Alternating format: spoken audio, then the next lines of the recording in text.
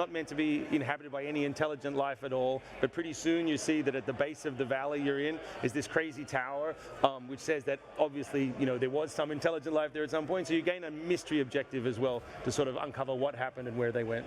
We're looking at the world now, and this is actual in-game play, Yep, that's right? just like live capture, yeah. This looks incredible. Tell us a little bit about the style and how the world was created and how it's supposed to feel. Yeah, so it's we wanted it to be as colorful as possible. I've done a lot of games over the years that always had muted color palettes, and they always ended up sort of feeling pessimistic. And I don't know what it is, but the older I get, the more I feel like we should embrace optimism.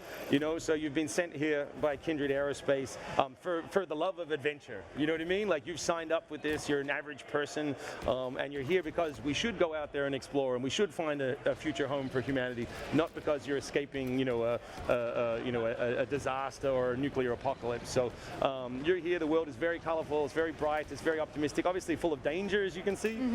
But it's something that you're embracing. So it's got a bit of an 80s vibe to it as well, I think. What is it that I am trying to accomplish? Like obviously, like you said, I'm encountering danger, so I'm probably trying to defend myself. I'm exploring, so I'm probably trying to find certain things. Tell me a little bit about the objectives and quests. Yeah, like it's something I'm really proud of, even though it's a low-level system in the game, is we have a very open-ended quest structure. So as you go around the world and you stumble across things, we'll add quests to your logbook, and as you scan things in the world, we'll add more quests. And these are used to either give you upgrades that push you, past blockers. So you'll need, to add a jump boots to jump high enough to get past some obstacles. You might need to craft a grapple to get up to certain areas.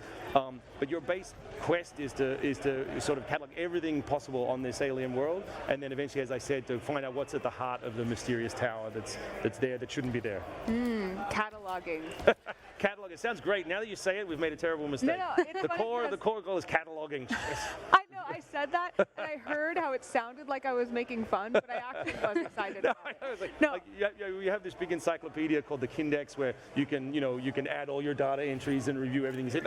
I'm a big collector in video games. It's like my primary motivation. I want to see everything. I want to touch everything. I want to gather everything. And so we really play into that, whether it's data that you're collecting or samples, as you're seeing on screen right now, which can then be used to craft sort of new gear for yourself.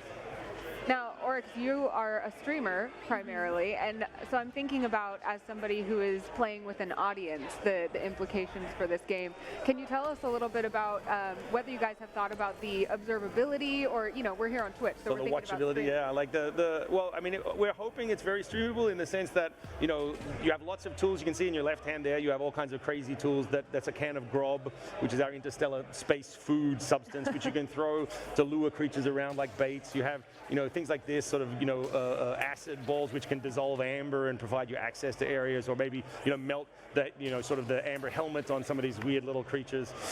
So hopefully it's generating player stories, and that you're able to set a goal for yourself as a streamer and then tackle it, and hopefully it's there's a funny outcome. Like something like this is an earnest comedy is kind of how we imagine it. You have an earnest quest, but the game itself is full of sort of comedic responses to player input. So hopefully it's good to stream, but you can tell us in a few months. Well, I was going to say, I love the sound of, you mentioned how organically players discover side quests, and for me, I was that player in Breath of the Wild, for instance, that never made it to the main storyline because I was organically discovering so many things to do, and it looks like, I mean, there's so many different terrain types, there's so much going on with the different creatures and flora and fauna.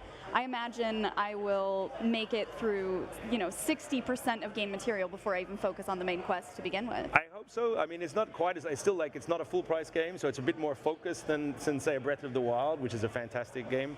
But you sort of, we're giving you as much opportunity to sort of diverge from the main story as possible to discover all the weird nooks and crannies in the world. Oh, I love that.